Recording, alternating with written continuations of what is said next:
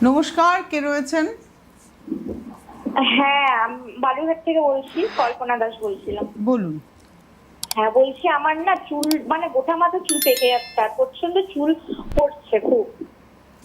হ্যাঁ, হেয়ার নিয়ে তো আমি রেগুলারলি আলোচনা করছি এবং আমি বলি আপনাদের হেয়ারের সমস্যা থাকলে একটু এক্সপার্ট টিমের সাথে কথা বলতে। আপনি কথা বলেননি এক্সপার্ট টিমের সাথে?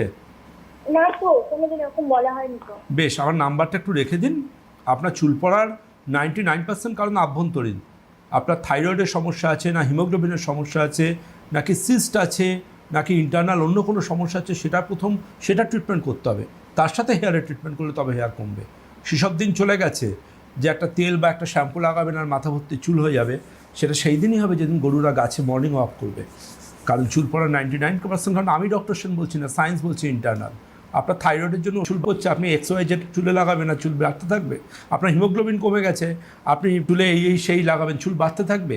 এগুলো চলে গেছে। আমাদের বিজ্ঞানটাকে নিয়ে একটু বুঝতে হবে। আগেকার দিনে ডাক্তারবাবুরা আমরা পড়াশুনো করেছি, আমরা বলতে পারি।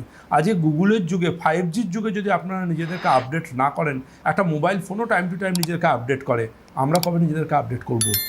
এটা ভাবতে হবে তো।